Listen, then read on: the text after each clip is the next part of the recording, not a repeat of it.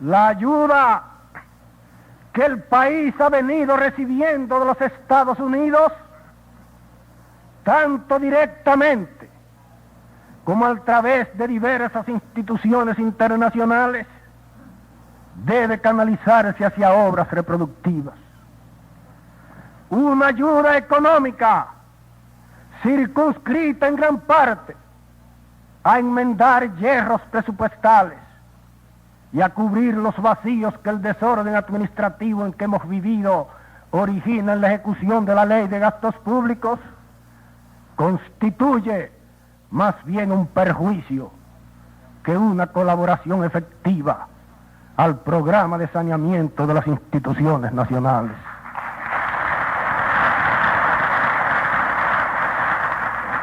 El daño que el país recibe de una política de esa naturaleza no es solo de índole económica, sino también moral. Nos hemos acostumbrado a depender de la ayuda extranjera y no nos imponemos ningún sacrificio que nos permita salir por nuestro propio esfuerzo y en ejercicio de nuestra propia dignidad del caos en que nos hallamos sumergidos. El propósito del gobierno que hoy asume la dirección de los destinos del pueblo dominicano es canalizar esa ayuda indispensable para la subsistencia de la República en las condiciones actuales hacia la promoción económica y utilizarla principalmente en programas que tiendan a incrementar nuestra producción agrícola y a favorecer la creación de nuevas fuentes de trabajo en el campo vastísimo de la iniciativa privada. Hemos llegado a un momento en que no podemos seguir viviendo de limosnas y protestando de la presencia de botas extranjeras en nuestro suelo, mientras nos avenimos cómodamente a recibir dádivas que no solo lastiman nuestro orgullo nacional, sino que también nos expone a perder a la larga el sentido de nuestra propia responsabilidad y de nuestro propio decoro como nación pequeña pero altiva, inerme pero digna, pisoteada pero gloriosa.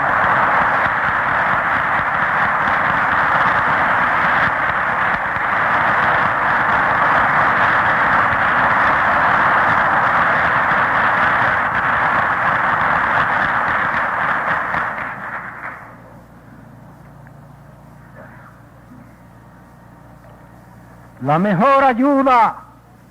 que el país podría recibir de los Estados Unidos sería la de una cuota azucarera fija de no menos de 600, 700 mil toneladas,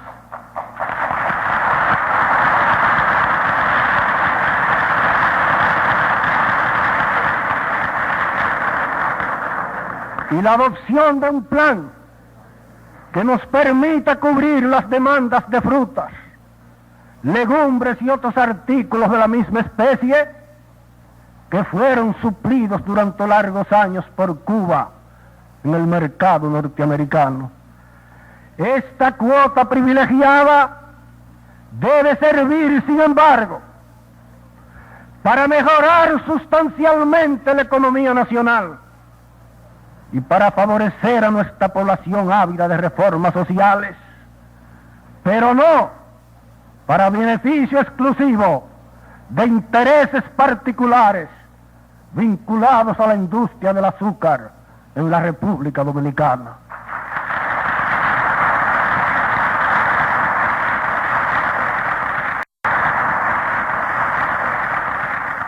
Nada obtendremos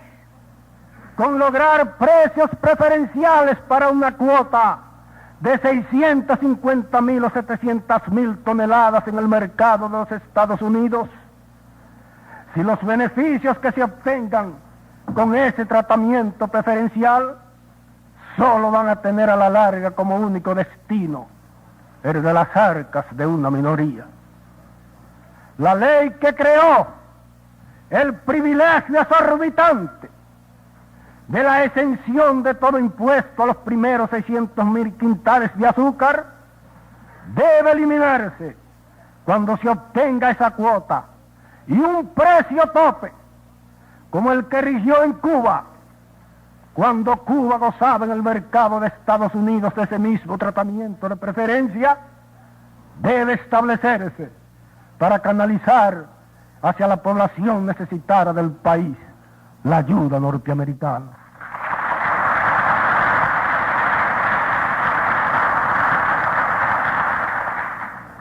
Paralelamente con esta cooperación destinada a equilibrar permanentemente nuestra economía y a proveer de bases sólidas nuestro sistema monetario, nuestro interés nacional nos aconseja desarrollar con las mayores proporciones posibles el intercambio entre nuestro país y Puerto Rico. Existen condiciones excelentes para que ambos pueblos establezcan una especie de mercado común y organicen sobre un espíritu de cooperación recíproca sus economías respectivas. Santo Domingo podría surtir a Puerto Rico de infinidad de productos agrícolas que no se producen en cantidad suficiente en aquella isla, y ambos pueblos podrían asociarse en muchos campos del desarrollo económico para que sus capitales asociados promuevan el desarrollo industrial en el campo de la inversión privada. Las propias industrias azucareras de los dos países podrían llegar a acuerdos beneficiosos para cubrir entre ambos, sin que la una afecte a la otra, las necesidades del mercado norteamericano y para compartir equitativamente sus precios preferenciales.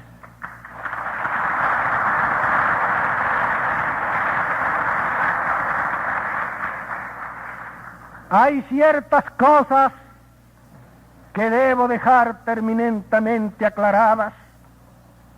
desde el instante mismo en que asumo mis deberes como rector del pueblo dominicano. Una de ellas, y no la menos importante, es la de recordar a todos los servidores del Estado y de las instituciones autónomas que las huelgas están prohibidas en los servicios públicos.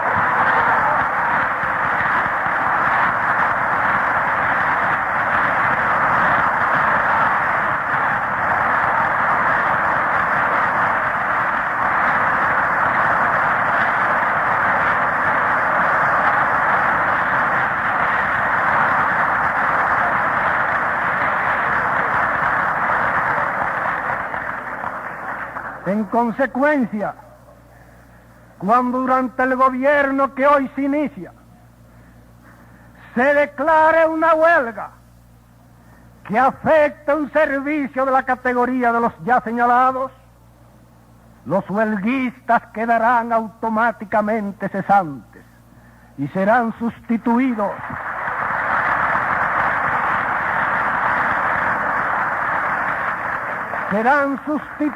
sin contemplaciones por otros dominicanos que se consideren aptos para el ejercicio de las mismas funciones. Hemos dicho al iniciar estas palabras que hoy comienza en la República Dominicana un nuevo Estado de Derecho y que ese Estado se basará en la sujeción de todos a la ley.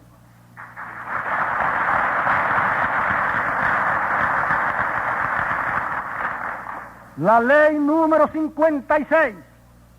del 25 de noviembre de 1965, la cual prohíbe las huelgas y los paros en los servicios públicos, no es el fruto de una arbitrariedad, ni responde a sentimientos dictatoriales. La economía de esa ley procede de la propia Revolución Francesa y consagra una figura jurídica que existe en los países más civilizados de la tierra, comenzando por Francia, cuna de nuestra legislación, y por la propia Inglaterra, donde el director general de Correos disolvió en una sola noche la huelga de los carteros en 1890, y donde el ministro Chamberlain sentó en 1936 como un principio de derecho público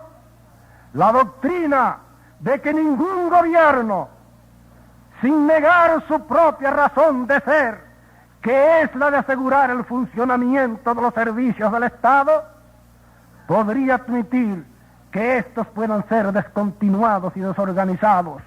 por una huelga declarada o auspiciada por sus mismos servidores. Esta ley 56, en consecuencia, será aplicada inexorablemente, y estas palabras deben servir de advertencia a todos los servidores públicos para que ni ellos ni nosotros nos veamos colocados en la triste situación de tener que someternos a una medida de esa naturaleza en un momento en que lo que el país más necesita es que la concordia reine entre todos los dominicanos para que sea posible la obra común de la salvación de la patria.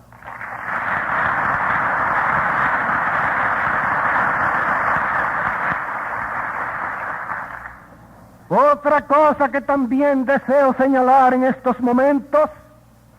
a la atención de mis conciudadanos es la de que el gobierno que hoy se inicia está comprometido a hacer una guerra sin cuartel a la corrupción y al peculado. La ley número 5.729, de fecha 29 de diciembre de 1961, la cual establece que toda persona llamada a ocupar un cargo público de cierta jerarquía está obligada a hacer una declaración notarial de sus bienes, debe cumplirse de la manera más estricta. La probidad tiene que empezar por los supremos rectores de la cosa pública y llegar hasta el último de los servidores del Estado. El contrabando, los negocios ilícitos y las prebendas en la administración pública serán perseguidos como graves delitos contra la República. Gran parte del malestar reinante en las finanzas del país se debe a la malversación de los fondos del Estado, al uso indebido de los útiles que son parte del patrimonio de la República, al amiguismo que tolera prácticas deshonestas en la vida pública, a la inmoralidad de aquellos funcionarios venales que especulan con la buena fe del presidente de la República para derivar ventajas personales de los contratos, de las compras y de las concesiones que hace el gobierno a los particulares, al afán de lucro, en fin, que se ha extendido sobre toda la nación y que es hoy la idea dominante en la mayoría de nuestros burócratas y de nuestros políticos profesionales. En este sentido, el gobierno que hoy comienza modificará la estructura de la Cámara de Cuentas y hará efectivo un sistema de auditoría, no solo sobre toda la administración pública y sobre las actividades de todos los servidores que intervengan en el manejo de las rentas públicas y en la concesión de exoneraciones, de contratos y de otras actividades de la misma naturaleza, sino también sobre la vida del servidor público mientras se halla al servicio de la nación. Para llevar a cabo esta política de saneamiento moral será indispensable la colaboración de la justicia dominicana. Por eso es esta una de las razones por las cuales creemos que uno de los primeros pasos del gobierno que hoy se inicia tiene que consistir en dotar a la República de una judicatura que esté al nivel de la obra de saneamiento ético que requieren las instituciones nacionales.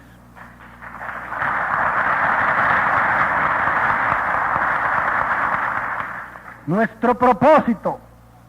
al iniciarse esta nueva etapa de la vida nacional con la reconstitución de un Estado de Derecho es favorecer el funcionamiento en el país de una democracia efectiva. Pero la responsabilidad de esta tarea no solo incumbe al gobierno, sino también a sus opositores. La democracia es un régimen de convivencia fundado principalmente en la ley y en el respeto al derecho de todos. Si los partidos de oposición, inclusive los grupos de la extrema izquierda y los de la extrema derecha, se lanzan a una labor de oposición desenfrenada y tratan de desarticular la vida del país y de quebrantar sus principios fundamentales, es lógico que esa convivencia se haría imposible y que el gobierno, aún animado de las mejores intenciones, se vería empujado a actuar con drasticidad y a hacer frente abiertamente a esa actitud subversiva.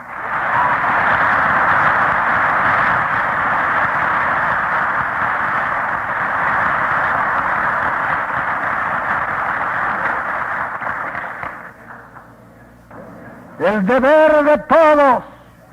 los que aspiramos a que este país disfrute de instituciones políticas civilizadas es contribuir en la difícil etapa de la vida nacional que hoy se inicia a que construyamos un régimen de convivencia realmente democrática y a evitar en consecuencia que haya necesidad de implantar de nuevo en este país sistemas o procedimientos en pugna con la esencia de la democracia representativa. Todos los partidos tendrán derecho, bajo el gobierno que hoy se inicia, a ejercer los derechos que les son privativos.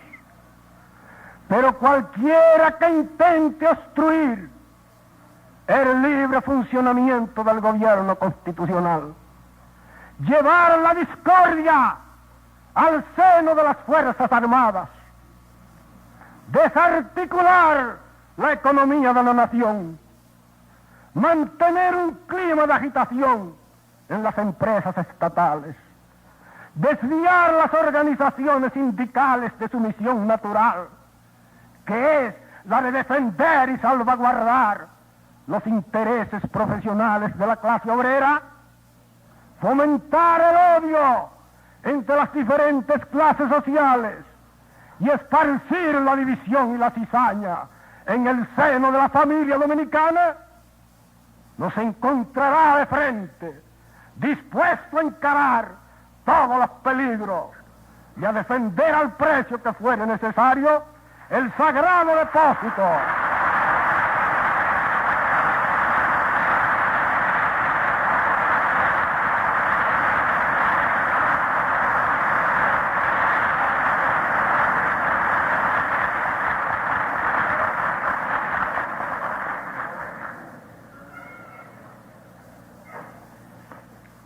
La suerte del país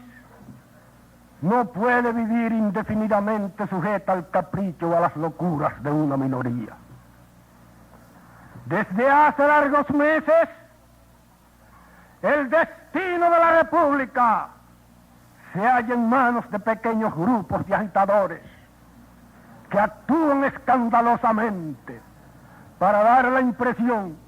ante la opinión pública nacional y extranjera de que representan realmente la voluntad mayoritaria del pueblo dominicano. Las elecciones del 1 de junio demuestran que el país repudia a esos agitadores.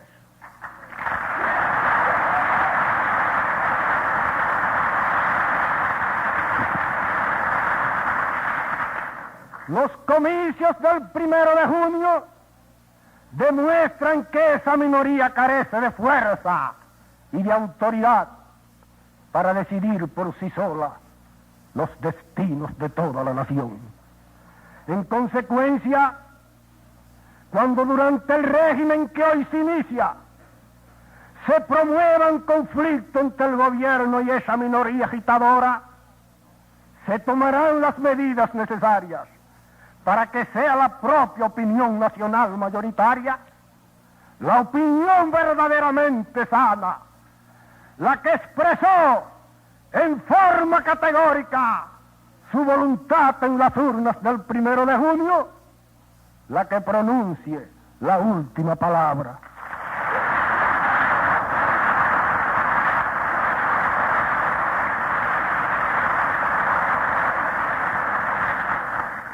Algunos partidos políticos han incurrido en los últimos tiempos en excesos lamentables con la publicación sistemática y casi diaria de comunicados y de proclamas en que se amenaza con apelar a las armas y en que se incita francamente a la ciudadanía a la subversión y a la guerra fratricida. Existen en nuestro Código Penal disposiciones categóricas que castigan ese delito, incompatible con el ambiente de paz a que la población sana del país aspira, y el gobierno no vacilará en aplicar esas disposiciones cuando cualquier persona o cualquier partido político incurra en el grave desacato de excitar a las masas a la rebelión o al desconocimiento armado de las autoridades legítimamente constituidas.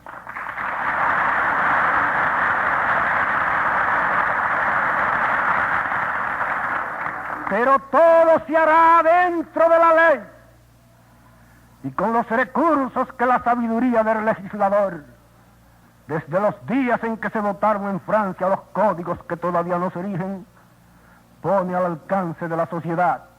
y de las autoridades que la representan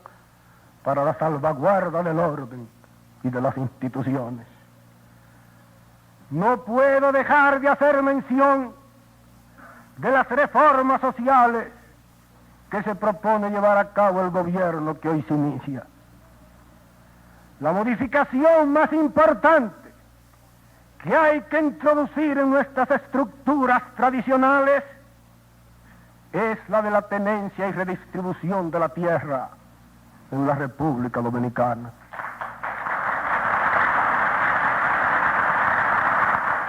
Hemos perdido el tiempo con un plan de reforma agraria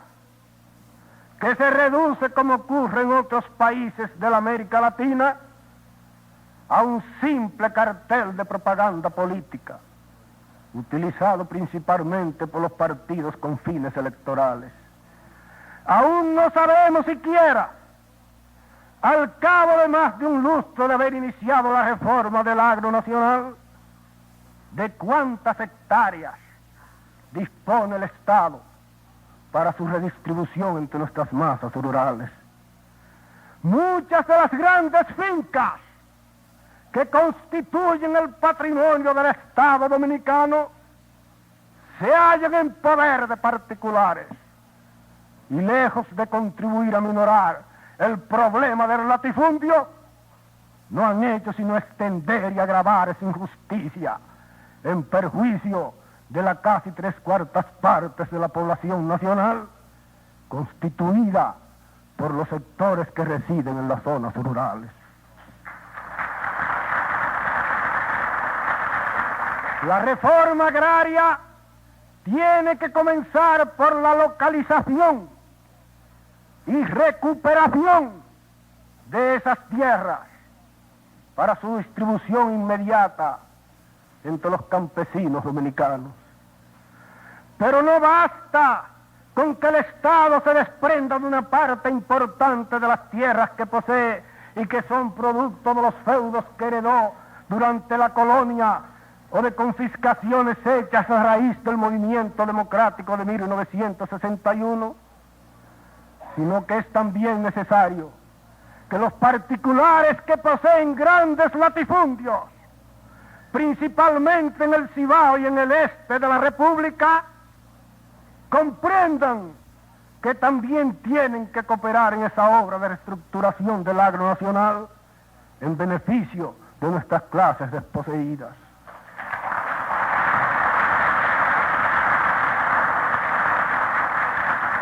Ese desprendimiento es el precio que los grandes terratenientes de este país tienen que pagar, no solo para que la República disfrute de instituciones justas y descanse sobre bases estables, sino también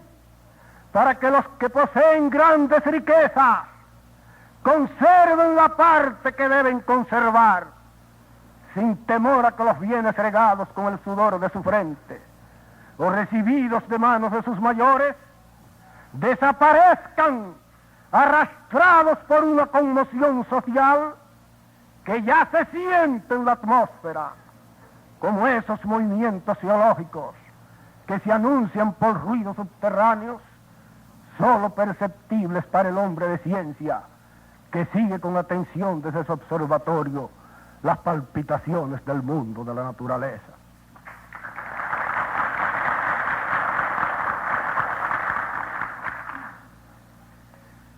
Hay necesidad para que este país se estabilice y disfrute de una organización sólida, no solo en los días presentes, sino también en el futuro inmediato, de que se busque el medio de redistribuir la tierra en forma equitativa, sea mediante la expropiación gradual de los latifundios particulares, previa indemnización, según lo establece la Constitución de la República, o sea mediante un acuerdo de grado a grado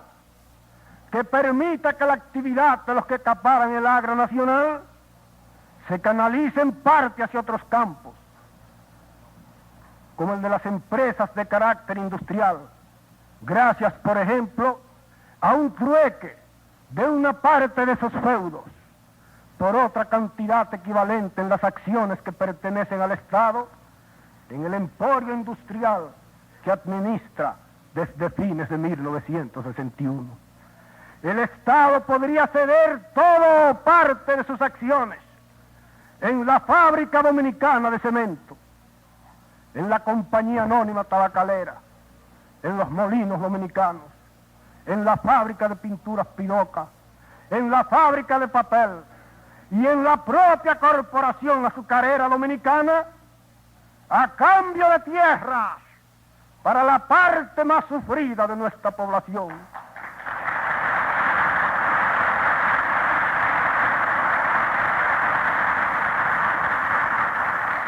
Juntamente con esta reducción de los latifundios por vía de expropiación o de negociación amigable, hay necesidad de promover una reforma agraria con medidas más efectivas de las que se han estado empleando hasta ahora, como por ejemplo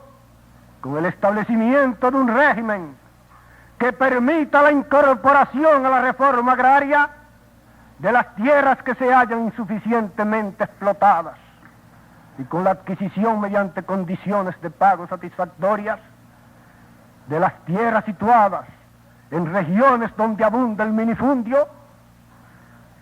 o que se hallen sometidas al impacto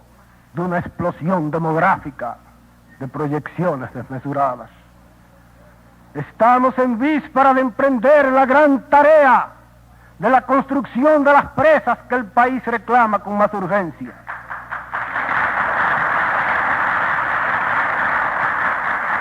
Las tierras hoy baldías que se incorporarán con esas presas a nuestra área en producción deben ser retenidas principalmente para la reforma agraria, porque no sería justo que el país invierta millones de pesos en obras de esa envergadura para beneficio exclusivo de unos cuantos terratenientes que hoy no retiran ningún provecho de esas tierras virtualmente abandonadas.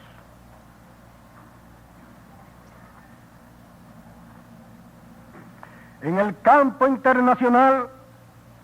nos pronunciamos abiertamente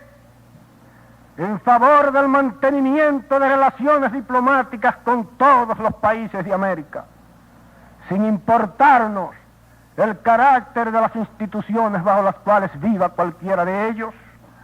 como cosa que no es de nuestra incumbencia y que se hallaría además en desacuerdo con numerosas resoluciones interamericanas en que se expresa que las relaciones diplomáticas con un país cualquiera no implican aprobación alguna de su régimen interno, y en favor asimismo del establecimiento de relaciones de índole estrictamente comercial con los países socialistas. Seguiremos dando nuestro apoyo a la Organización de Estados Americanos y velando al propio tiempo por la salvaguarda de la soberanía nacional para que nuestro suelo no vuelva a ser hollado por botas extranjeras y para que nuestra bandera no vuelva a ser ofendida ni humillada.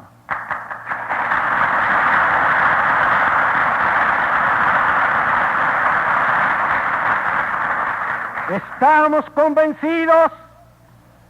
de que en el desempeño de nuestra gestión tropezaremos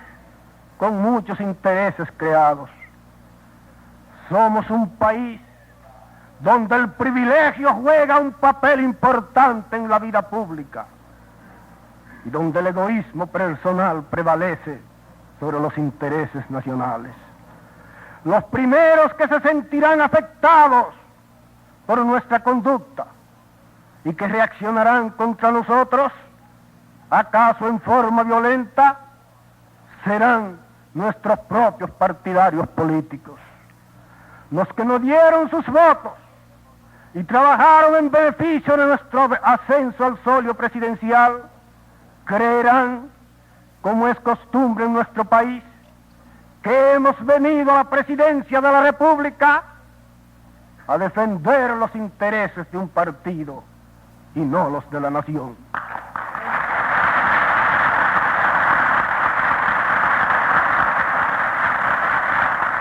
Pero yo no he venido hasta aquí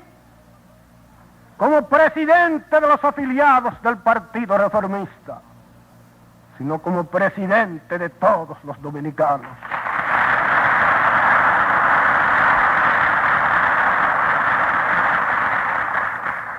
Otros que se sentirán sin duda lastimados por nuestra acción serán los beneficiarios de los privilegios y de las situaciones discriminatorias contra las cuales viviremos en permanente vigilia, sea cuando se trate de eliminar un abuso o de extinguir una prebenda, aun cuando haya necesidad de poner los puntos sobre las íes para impedir que continúe un contrato oneroso para el Estado, una injusticia irritante para un sector determinado, o sea cuando haya que poner fin a una irregularidad en la administración pública, o cuando haya que hacer desaparecer un obstáculo que embaraza el camino del país en su ascensión hacia la plenitud del progreso o hacia la plenitud de la vida civilizada. La política de Sarmiento, formulada en los siguientes términos por su ministro de Relaciones Exteriores, Máximo Valera: la victoria no da derechos,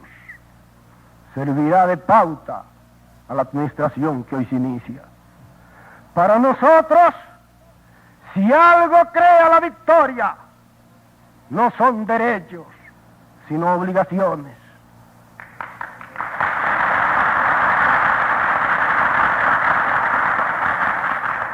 Nos sentimos en la obligación de proteger a nuestros adversarios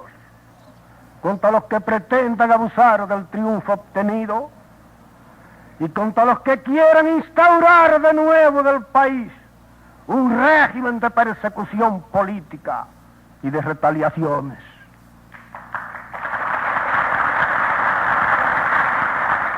Yo no he venido aquí a ponerme el uniforme y las botas de Trujillo, sino a hacer un intento, un nuevo intento, para lograr que esos símbolos de opresión desaparezcan de la vida de todo dominicano.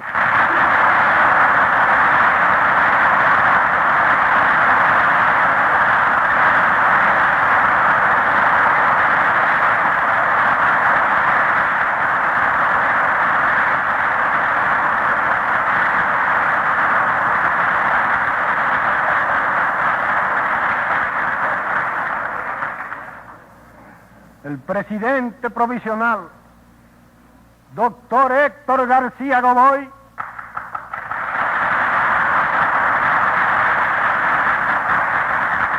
cuyo mandato expira en este día, merece sin duda el respeto y la gratitud de la República.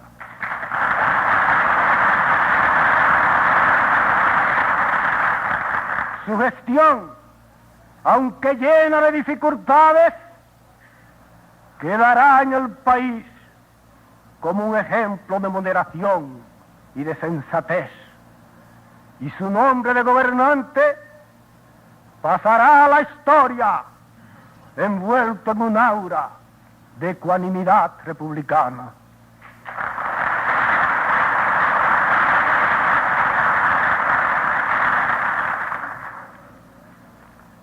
Agradezco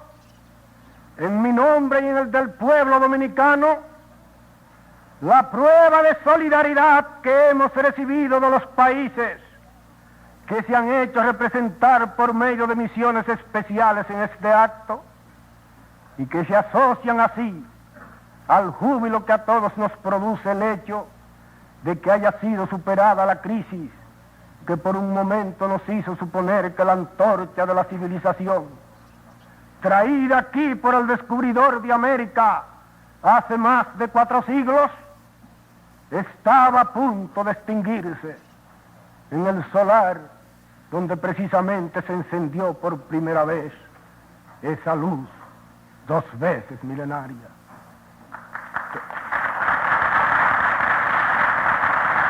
Pero mis votos de gratitud más hondos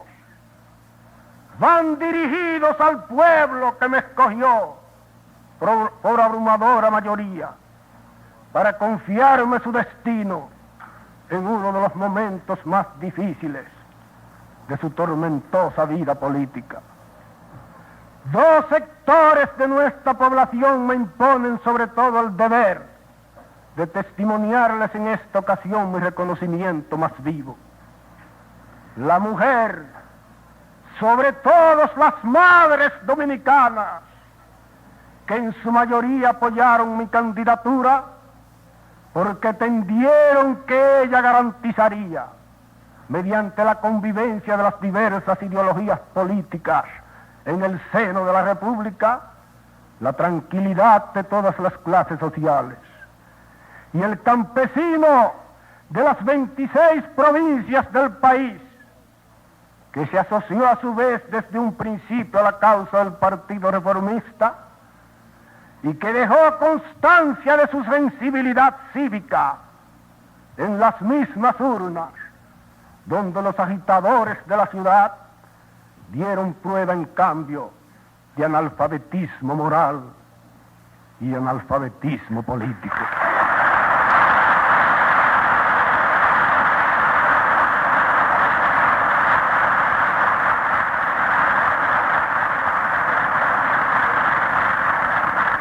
Tengan la seguridad, los que me honraron con sus votos en las urnas del 1 de junio, de que no omitiré ningún sacrificio ni ningún esfuerzo para hacerme digno de esa enaltecedora prueba de confianza. Con la ayuda de la divina providencia, cuya protección invoco para el país y para mí en esta hora solemne, espero devolver un día a mi sucesor, saneado y sin mediatizaciones que menoscaben su contenido imperecedero, el legado que hoy recibo de manos del presidente de esta asamblea, elegida por el voto libérrimo del pueblo dominicano.